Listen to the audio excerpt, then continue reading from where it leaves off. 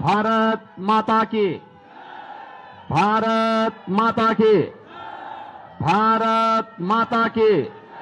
नमः पार्वती पतिये हर हर। बिजली महादेव और हिंडम्बा माता के इस पावन धरा को कोटि कोटि नमन करते हुए आप सभी मंडी संसदीय क्षेत्र से जुड़े हुए कुल्लू वासियों का मैं हृदय से स्वागत करता हूं, अभिनंदन करता हूं। मंच पर उपस्थित हिमाचल प्रदेश के पूर्व मुख्यमंत्री सम्मान्य श्री जयराम ठाकुर जी, प्रदेश अध्यक्ष डॉक्टर राजीव बिंदल जी, मंडी संसदीय क्षेत्र से भारतीय जनता पार्टी की लोकप्रिय प्रत्याशी, भारतीय फिल्म जगत की बेहतरीन कलाकार सुश्री कंगना रनौत जी, पूर्व मंत्री और प्रदेश उपाध्यक्ष श्री गोविंद ठाकुर जी, माननीय विधायक श्री सुरेंद्र सौरी जी, पूर्व सांसद जिनके साथ मुझे भी संसद में कई बार रहने का अवसर प्राप्त हुआ, ऐसे श्री राजा महेश्वर सिंह जी, पूर्व प्रत्याशी कुल्लू श्री नरोत्तम ठाकुर जी, जिलाध्यक्ष कुल्लू श्री अरविंद चंदेल जी, महिला आयोग की पूर्व अध्यक्ष श्रीमती धनेश्वरी ठाकुर जी, पूज्य संत महामंडलेश्वर स्वामी राम शरण जी महाराज, मंच पर उपस्थित भारतीय जनता पार्टी के हमारे सभी पदाधिकारीगण और भारी संख्या में कुल्लू में उपस्थित मेरे सभी उपस्थित बहनों और भाइयों, देवभूमि और वीरभूमि दोनों को कोटि कोटि नमन करते हुए मैं आपका अभिनंदन करता हूं। बहनों और भाइयों, आप कितने सौभाग्यशाली हैं कि चुनाव के दौरान कितना सुहावना मौसम है। पिछले 3 महीने से हम लोग मैदान में गर्मी से झुलस रहे हैं। कल दिल्ली का टेम्परेचर 52 डिग्री था। कल गोरखपुर में 48 डिग्री टेम्परेचर था। और जब यहां पर मैं आया तो मुझे बड़ी राहत महसूस हुई। मुझे एहसास हुआ कि वास्तव में देवभूमि हमारा हिमाचल प्रदेश क्यों कही जाती है। यद्यपि मेरा जन्म भी पहाड़ों में ही हुआ है, लेकिन ये तो प्रकृति और परमात्मा का एक संजोग होता है कि हम लोग चलते चलते फिर कहीं और निकलते हुए आज मुझे उत्तर प्रदेश में सेवा का अवसर प्राप्त हुआ है। जब मुझे बताया गया कि मुझे हिमाचल प्रदेश में प्रचार के लिए जाना है, मैंने कहा कंगना जी के लिए तो जरूर जाऊंगा। और इसलिए जाऊंगा कि हिमाचल की इस लड़की ने, देखिए, उसमें मीराबाई की भक्ति है, उसमें महारानी पद्मिनी का तेज है और विरोधियों से जूझने के लिए महारानी लक्ष्मीबाई का शौर्य और वीरांगना का भाव भी है। आपने देखा होगा कांग्रेस को और उद्धव ठाकरे की सरकार को कैसे सड़कों पर ला करके पानी पिलाने के लिए मजबूर कर दिया था इन्होंने मुंबई में। तब लोग पूछते थे कि कंगना रनौत कौन है। तब यहां से जयराम ठाकुर जी का बयान आया था, कहा कि हमारी यहां की बेटी है और अगर कोई कुछ बाल बांका भी करेगा यहां की दूर भूमि खड़ी हो जाएगी। और बहनों और भाइयों, आज मुझे आपके बीच में यहां पर उनके प्रचार के लिए आने का अवसर प्राप्त हुआ है। आज हम हिमाचल प्रदेश में मंडी में देखें, हमीरपुर में देखें, शिमला में देखें, पालमपुर में देखें, या देश के अंदर कश्मीर से लेकर कन्याकुमारी तक, कामरूप से लेकर के कच्छ तक, पूरे हिंदुस्तान को जो हम देखते हैं, एक ही नारा गूंज रहा है, एक स्वर पूरे हिंदुस्तान का है, और वह है कि फिर एक बार, फिर एक बार, फिर एक बार, और अब की बार, अब की बार 400 पार की जब बात होती है तो बहन और भाइयों, कांग्रेस चारों खाने चित्त होती है, क्योंकि वो स्वयं 400 सीटों पे चुनाव नहीं लड़ रही है। 400 सीटों पर भी अब उसको चुनाव लड़ने का अवसर प्राप्त नहीं हुआ है। तो जनता जनार्दन से पूछते हैं कि 400 पार कैसे? तो जनता जनार्दन ही कह देती है कि जो राम को लाए हैं हम उनको, क्या हिमाचल और मंडी भी इसके लिए तैयार है ना? जो राम को लाए हैं, और फिर जनता जनार्दन ये भी कहती है कि राम भक्त ही राज करेगा दिल्ली के। आप भी यही सोचते हैं ना? पूरा चुनाव अगर आप देखेंगे तो बहनों और भाइयों, यह राम भक्तों और राम द्रोहियों के बीच में आकर के अब सिमट गया है। रामद्रोही वही जो आतंकवाद और नक्सलवाद का समर्थन करते हैं। रामद्रोही वही जो भारत के अस्मिता और भारत के अस्तित्व पर प्रश्न खड़ा करते हैं। रामद्रोही वही जिन लोगों ने भारत के विकास को बाधित किया, जिन लोगों ने गरीबों के हितों पर डकैती डाली, जिन लोगों ने भारत को हर स्तर पर अपमानित करने का काम किया। और राम भक्त वही जिसके लिए भारत का हित सर्वोपरि है। राम भक्त वही जो भारत की अस्मिता को पहचानता है, 500 वर्षों का इंतजार समाप्त करता है, अयोध्या में रामलला को विराजमान करने के लिए अपनी पूरी ताकत लगा देता है। और जो आपके पूर्वजों का संकल्प था, यही संकल्प होता था। यहां के पालनपुर में 1989 में पहला संकल्प भारतीय जनता पार्टी ने पारित किया था, और अब पारित किया था कि अयोध्या में राम मंदिर के लिए हम आंदोलन करेंगे। यही हिमाचल प्रदेश है। और आज जो संकल्प उस समय हम लोग नारों में लगाते थे कि रामलला हम आएंगे, मंदिर वहीं, यही बोलते थे ना।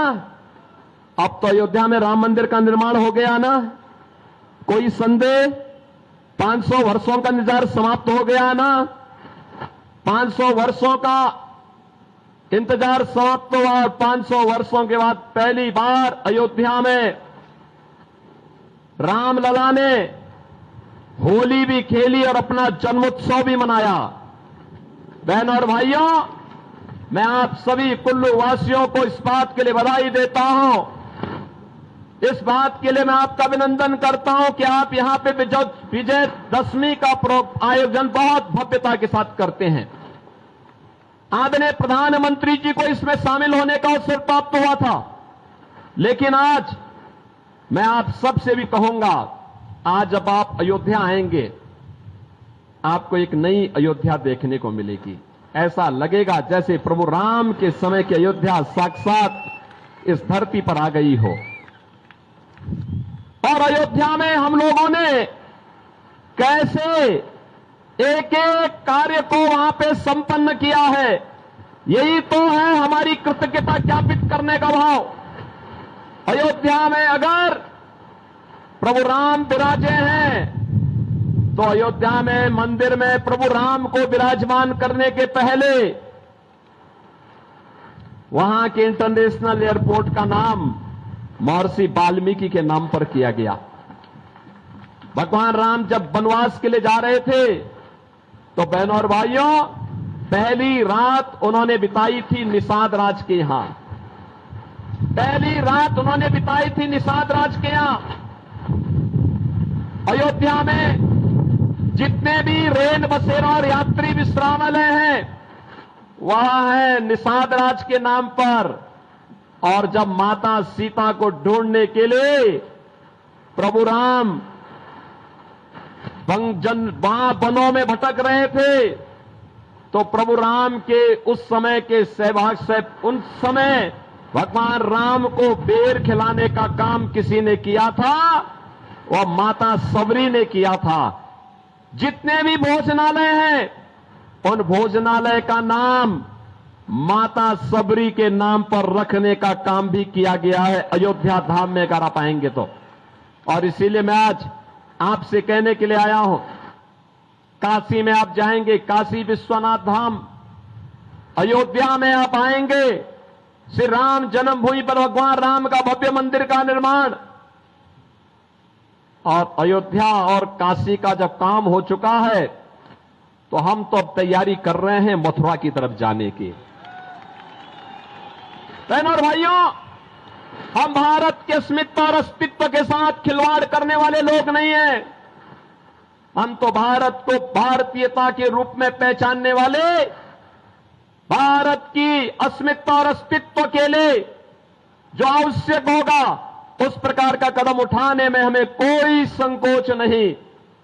और आपने बदलते हुए भारत को देखा है 10 वर्ष में, मोदी जी के नेतृत्व में बदलते हुए भारत को, एक ऐसा भारत आज जो एक भारत भी है और श्रेष्ठ भारत भी है। दुनिया के अंदर सम्मान बढ़ा है, देश की सीमाएं सुरक्षित हुई हैं। हिमाचल का नौजवान देश की सीमाओं की रक्षा करते हुए पूरी मजबूती के साथ खड़ा है। आतंकवाद और नक्सलवाद समाप्त हुआ है। मुझे याद है, ये महेश्वर सिंह जी हैं, हम लोग संसद में रहते थे, कांग्रेस की सरकार थी और देखते थे हम लगातार आतंकी घटनाएं घटित होती थी। कभी कश्मीर में, कभी दिल्ली में, कभी अहमदाबाद में, कभी चेन्नई में, कभी अयोध्या में, कभी काशी में, कभी लखनऊ में, लगातार घटनाएं घटित होती थी। हम लोग उस समय की कांग्रेस की सरकार से कहते थे कि आतंकवाद से निपटो, आतंकवाद के सामने क्यों घुटना टेके हुए हो। वे कहते थे आतंकवादी तो सीमा पार के हैं। हमें आश्चर्य होता था, सरकार कह दे, पल्ला झाड़ दे। और आज आप देखते होंगे आतंकवाद और नक्सलवाद समाप्त।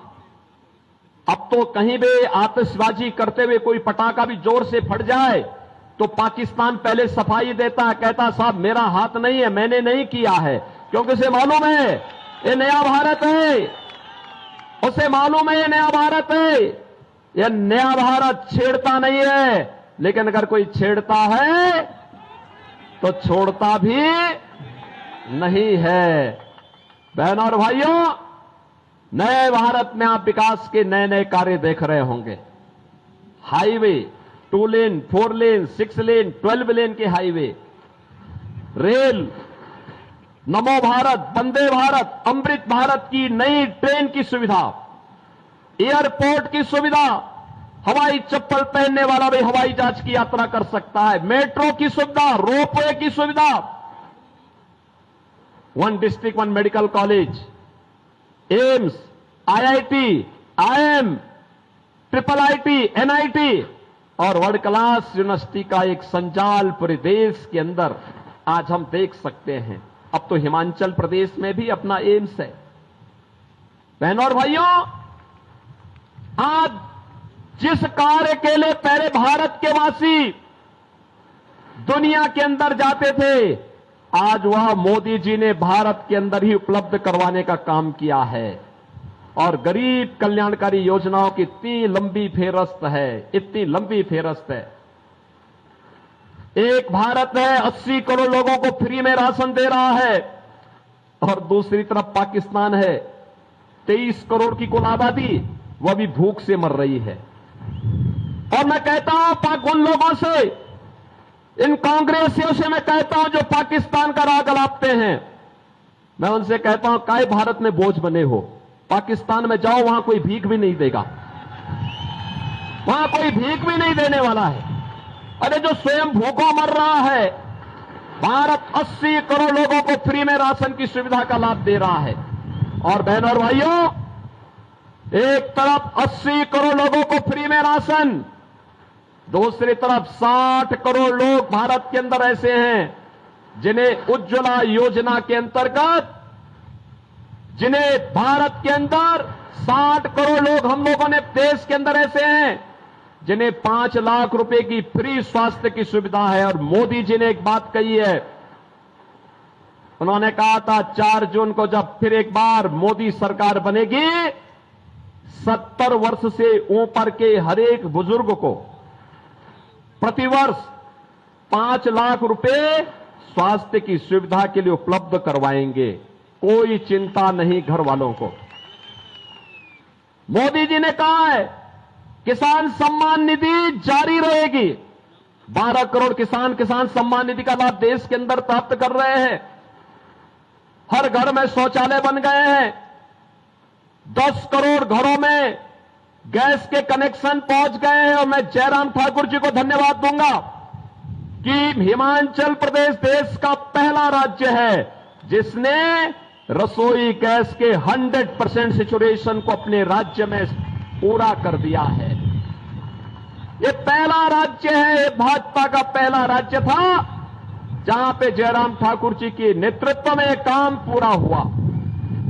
बहनों और भाइयों, 4 करोड़ लोगों को आवास देश के अंदर प्राप्त हुए हैं। मोदी जी ने कहा है 4 जून को जब फिर एक बार मोदी सरकार बनेगी तो मोदी सरकार बनने के साथ बचे हुए गरीबों के लिए भी एक एक आवास उपलब्ध करवाने का काम होगा। बहनों और भाइयों, एक तरफ भारतीय जनता पार्टी है, सुरक्षा भी है, सम्मान भी है, विकास भी है, गरीब कल्याण भी है, विरासत और विकास का अद्भुत संगम देश के अंदर मोदी जी के नेतृत्व में देखने को मिल रहा है। और दूसरी तरफ कांग्रेस के नेतृत्व में इंडी गठबंधन भानुमति का पिटारा है। आप देखो कैसा इनका गठबंधन है, कैसा कैसा कार्य कर रहे हैं, कैसे कैसे इन लोगों का गठबंधन है। दिल्ली में कांग्रेस और आम आदमी पार्टी कहते कि हम मिलकर चुनाव लड़ेंगे, लेकिन पंजाब में उनकी सरकार है, पंजाब में दोनों एक दूसरे के खिलाफ लड़ रहे हैं। देश के अंदर टीएमसी और कांग्रेस कहती है कि हम मिलकर के चुनाव लड़ेंगे, लेकिन बंगाल में जहां टीएमसी की सरकार है वहां एक दूसरे को गाली दे रहे हैं। ऐसे ही हर राज्य में इनके हाल है। और इनका घोषणा पत्र, कांग्रेस का घोषणा पत्र तो ऐसे लगता है जैसे मुस्लिम लीग का घोषणा पत्र हो। बहनों और भाइयों बहनों, कांग्रेस को वोट देने का मतलब आज के दिन पर मुस्लिम लीग को वोट देने जैसा है। जो काम मुस्लिम लीग ने, जो काम 1940 के दशक में मुस्लिम लीग ने किया था, आज कांग्रेस वही काम करने जा रही है। उसका घोषणा पत्र तो देखो, उसका घोषणा पत्र कहता है कि पर्सनल लॉ लागू करेंगे। पर्सनल लॉ का मतलब आप जानते हैं? पर्सनल लॉ का मतलब तालिबानी शासन। बेटी स्कूल नहीं जा पाएगी, बहनें ऑफिस और मार्केट नहीं जा पाएंगी, बुर्का पहन करके घर के अंदर उन्हें दुबक के रहना पड़ेगा। भारतीय जनता पार्टी इस बात की घोषणा करती है, भारत बाबा साहब भीमराव अंबेडकर के द्वारा बनाए गए संविधान से चलेगा, किसी शरिया कानून से भारत नहीं चलेगा। कांग्रेस की इन मंशाओं को पूरा नहीं होने देंगे। और वीर भूमि हिमाचल प्रदेश से मैं आपसे यही कहना चाहूंगा, हमें कांग्रेस की मंशाओं को पूरा नहीं होने देना है। कांग्रेस का घोषणा पत्र कहता है कांग्रेस के शहजादे से किसी ने पूछा क्या करेंगे सत्ता में आकर के, कहा गरीबी हटाएंगे। पत्रकार ने पूछा कि भाई बताओ तुम्हारी दादी भी यही नारा देती थी और तुम भी यही नारा दे रहे हो। कहा दादी ने नारा दिया था लेकिन मैं एक झटके में हटा दूंगा। कहा कैसे हटाएंगे, कैसे हटाएंगे? उसने कहा संपत्ति का सर्वे कराऊंगा। संपत्ति का सर्वे का मतलब आप जानते हैं? पहले आपकी संपत्ति का सर्वे करवाएंगे। आपके फादर, ग्रैंडफादर ने, आपके दादा ने, आपके बाबा ने, आपके फादर ने, आपकी मदर ने, आपकी मां, आपके पिता से किससे कोई पैतृक संपत्ति आपको प्राप्त हुई है, उस पर ये वरासत टैक्स लगाएंगे। वरासत टैक्स में आधी प्रॉपर्टी ये लोग ले लेंगे, आपकी आधी प्रॉपर्टी ले लेंगे और आधी प्रॉपर्टी लेकर के फिर उसको किसी पाकिस्तानी, किसी अफगानिस्तानी और किसी बांग्लादेशी और किसी रोहिंग्या को, घुसपैठे को दे करके। अब आप सोचो, आपका 4 कमरे का घर है या 2 कमरे का घर है, आपके पिता ने, आपके ग्रैंडफादर ने बना करके आपको दिया है, उसमें से आधे में आप रहेंगे और आधे में एक किसी घुसपैठिए को रख देंगे। क्या आपको अच्छा लगेगा? क्या कुल्लू वासियों में पूछना चाहता हूं, क्या आपको अच्छा लगेगा?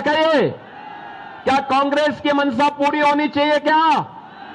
और मैं इसीलिए कहता हूं, इनका ये वरासत टैक्स जजिया कर है, औरंगजेब का जजिया कर। औरंगजेब की आत्मा एक कांग्रेस के अंदर घुस चुकी है। औरंगजेब मुगलों का सबसे क्रूर बादशाह था। औरंगजेब, बहन और भाइयों, कोई मुसलमान भी, कोई शरीफ मुसलमान भी अपने पुत्र का नाम औरंगजेब नहीं रखता है, क्योंकि औरंगजेब ने पहले अपने भाई की हत्या की, फिर अपने बाप शाहजहां को उसने जेल के अंदर कैद कर दिया था। और कैद करने के बाद शाहजहां ने कहा है, शाहजहां की जीवनी अगर आप पढ़ेंगे, शाहजहां ने, अगर आप खुदा बख्त लाइब्रेरी पटना कभी आपको जाने का अवसर प्राप्त हो तो वहां जाइए, शाहजहां और औरंगजेब के बारे में पढ़िए। शाहजहां कहता है कि दुष्ट औरंगजेब, तुझ जैसा कमबख्त पुत्र कभी किसी को पैदा न हो। तूने जीते जी मुझे एक एक बूंद पानी के लिए तरसाया है, और तुझसे अच्छे तो हिंदू हैं जो अपने बड़े बुजुर्गों का सम्मान करते हैं और मरने के बाद भी उनको श्राद्ध और पितरों को जल दे करके उनकी तृप्ति करते हैं। बहनों और भाइयों, जिस औरंगजेब के बारे में उसका बाप ये कहता हो, उस औरंगजेब की आत्मा एक कांग्रेस के अंदर घुस चुकी है। और इसीलिए मैं आपसे कहने के लिए आया हूं, स्वतंत्र भारत में अब किसी औरंगजेब को पैदा मत होने दीजिए। ये औरंगजेब है जिसने काशी में भगवान विश्वनाथ का मंदिर तोड़ा था। यही औरंगजेब है जिसने मथुरा में भगवान कृष्ण की जन्मभूमि पर मस्जिद का निर्माण कर दिया था। बहनों और भाइयों, हमें इन दुष्टों को फिर से जीवित नहीं होने देना है, और इसीलिए तो हम यूपी के अंदर बहुत सख्ती से निपटते हैं इन लोगों से, बहुत सख्ती से। आपने देखा होगा, आज तो मैं जब हिमाचल आता हूं तो हिमाचल का ट्रांसपोर्टर मेरे पास आता है, कहता साहब जब से आपकी सरकार आई है, बीजेपी की सरकार आई है, हम बड़े सुकून से यूपी के अंदर जाते हैं। मैंने कहा कैसे? कहा साहब आज वहां कोई परेशानी नहीं, कोई लूटपाट नहीं, कोई पैसा हमसे नहीं मांगता। लेकिन दूसरी तरफ वहां पे ये औरंगजेब को अपना आदर्श मानने वाले जितने बड़े बड़े माफिया थे, इन माफिया को हमने एकदम ठीक करने का काम किया है। बहनों और भाइयों, हमारा संकल्प था कि अयोध्या में रामलला का भव्य मंदिर बनाएंगे, वह संकल्प भी पूरा हुआ। और हमारा संकल्प था कि उत्तर प्रदेश को माफिया मुक्त करके इनको मिट्टी में मिलाने का काम करेंगे। बहनों और भाइयों, आज आप देखते होंगे उत्तर प्रदेश में कोई माफिया नहीं बचा है, कोई नहीं बचा है। आपने 7 वर्ष में यूपी में कोई दंगे का नाम सुना? अब नहीं होता दंगा, कोई कर्फ्यू नहीं, कोई दंगा नहीं, बेटी और व्यापारी की सुरक्षा पे कोई खतरा नहीं। हर ओर खुशहाली है, विकास के पथ पर तेजी के साथ आगे बढ़ रहा है यूपी। और इसलिए क्योंकि हमने कहा वे जिसको औरंगजेब प्यारे है तो उसकी कब्र में ही जाओ, तुम्हें वहीं दफना देते हैं। और बहनों और भाइयों, आज यूपी में सब चंगा है, बहुत अच्छा है, कोई दिक्कत नहीं। और मैं आपसे यही अपील करने के लिए आया हूं, कांग्रेस भटक चुकी है, पूरी तरह अपने रास्ते से भटक चुकी है। मुस्लिम लीग का एक नया संस्करण के रूप में अपने आप को स्थापित कर चुकी है। और इसलिए बहनों और भाइयों, किसी बहकावे में नहीं आना है। यहां पे देखिए, आपने भारतीय जनता पार्टी ने आपके बीच में प्रत्याशी बना करके सुश्री कंगना रनौत जी को आपके पास भेजा है। देखिए, उनके पास प्रतिभा है, कार्य करने की क्षमता है, उनके पास कला भी है, और कला के माध्यम से इस मंडी संसदीय क्षेत्र को कैसे चमकाना है, कैसे आगे बढ़ाना है, ये विकास के कार्य करने की एक जज्बा भी है, कार्य करने का, आगे बढ़ने का एक उनके पास क्षमता भी है, और जज्बे को आगे बढ़ाने की सामर्थ्य भी है। आपने उनकी सामर्थ्य को देखा होगा। आप सोचिए, इस पहाड़ से निकल करके अपने बल पर, अपने दम पर, अपने संघर्षों के बल पर जिन्होंने भारतीय सिने जगत में अपना एक स्थान बनाया हो। और अब मुझे पता लगा, इन्होंने बीच में एक फिल्म में जयललिता का रोल किया था, बहुत शानदार रोल था इनका। आप कभी उनकी उस फिल्म को देखेंगे तो ऐसे लगता, मैं कहता था भी ये लड़की जयललिता का रोल, मुख्यमंत्री के रोल को कैसे कर देगी, लेकिन बहुत शानदार रोल उनका उस समय था। और अब मैं कह सकता हूं कि बहनों और भाइयों, जब वो चुनाव लड़ने के लिए मंडी में आई है तो कुल्लू वासियों की जिम्मेदारी बनती है, कुल्लू वासियों की जिम्मेदारी बनती है कि उनकी सामर्थ्य को, उनकी शक्ति का उपयोग करें, उन्हें अपना सांसद बना करके भेजें। देश की संसद में, देश के अंदर जो पूरी आवाज, एक स्वर पूरे देश के अंदर है कि फिर एक बार मोदी सरकार, और अब की बार 400 पार। तो 400 पार में मंडी समेत हिमाचल की चारों सीटें आएंगी, आएंगी। दोनों हाथ पाकर मुझे आश्वस्त करिए। आज चुनाव प्रचार का अंतिम दिन है, आज सायकाल प्रचार बंद होगा, कल केवल घर घर संपर्क कर पाएंगे आप दोनों हाथ पाकर के मुझे थोड़ा आश्वस्त करिए, करेंगे, जिता के भेजेंगे। लेकिन इसके लिए सभा के बाद और कल एक दिन का समय मिलेगा। क्या आप में से हर व्यक्ति 10-10 घर में जाकर के जनसंपर्क कर पाएगा? कर पाएगा? और परसों उन सबको मतदान केंद्र में ले जाके मतदान करवा देगा, करवाएगा? बहनों और भाइयों, मैं आपको कंगना जी से भी कहूंगा, यहां के सभी विधायकों से भी कहूंगा, चुनाव के बाद एक बार अयोध्या का दर्शन करने के लिए आए। इन सब लोगों को अयोध्या का दर्शन कराने के लिए लेके आए। कितने लोग अयोध्या दर्शन करने के इच्छुक है? पूरा कुल्लू ही दर्शन करना चाहता है। आप आ जाएंगे तो मैं सारी व्यवस्था अयोध्या में कर दूंगा। अयोध्या में सारी व्यवस्था की जिम्मेदारी हमारी। सहमत है? कमल खिलेगा। दोनों हाथ आके बोलेंगे भारत माता की, भारत माता की, भारत माता की जय श्री राम, जय श्री राम, जय जय श्री राम।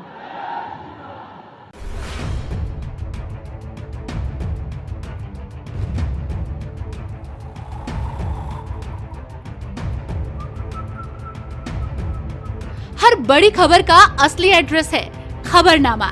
इसलिए हर न्यूज अपडेट के लिए सब्सक्राइब करें और फॉलो करें खबरनामा। और इस वीडियो के लाइक बटन को प्रेस कर इस वीडियो पर कमेंट के जरिए अपनी राय देना ना भूलें।